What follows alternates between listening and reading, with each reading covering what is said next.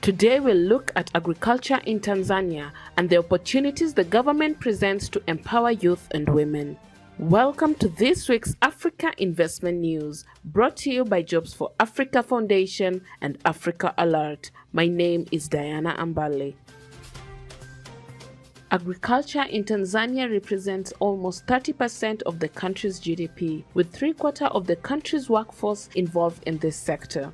Agriculture is undoubtedly the largest and most important sector of the Tanzanian economy, with the country benefiting from a diverse production base that includes livestock, staple food crops, and a variety of cash crops. Land is a vital asset in ensuring food security. The agricultural industry makes a large contribution to the country's foreign exchange earnings, with more than $1 billion in earnings from cash crop exports.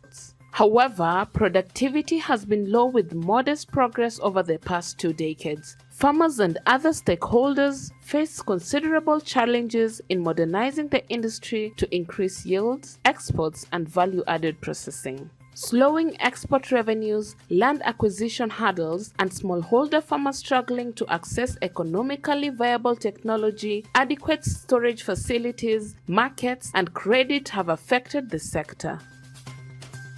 Tanzania Horticultural Association joined efforts with the government, development partners, and the private sector in the efforts toward horticultural transformation in Tanzania. They ensure access to information and knowledge, including the adoption of appropriate technologies, market access, and advocating for a business-enabling environment. TAHA has made great changes with achievements which include increase in yields of fruits and vegetables by 200 to 300%, increase in export earnings from $64 million in 2004 to over $779 million in 2019.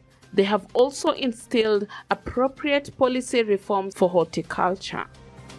The government of Tanzania is taking measures to address these challenges by introducing subsidies to farmers and investors, as well as removing unnecessary levies that have been seen to hamper growth of the sector. The government also initiated a special program known as Building a Better Tomorrow Youth Initiative for agribusiness to address youth and women challenges in the agriculture sector. The Ministry of Agriculture has identified 162,492 acres of arable land for crop production. This is according to an advert published by the ministry on the Citizen newspaper. According to the advertisement, potential investors are expected to have capacity to prepare a business plan for the project, vast experience in crop production, value addition, and ability to buy farmers' produce and provide extension services to outgrowers, and capacity to develop agricultural land ranging from 1,000 to 20,000 acres with important agricultural infrastructure and facilities to serve as model farms for investors and youth. In the advert, the government, through the Agricultural Input Trust Fund, has established a special program for provincial or financial services to youth and women engaged in crop farming. Through the program, the government has allocated funds for grants and soft loans for women and youth involved in commercial crop value chains. You can download and view the advert from the Citizen Tanzania and also all our social media platforms.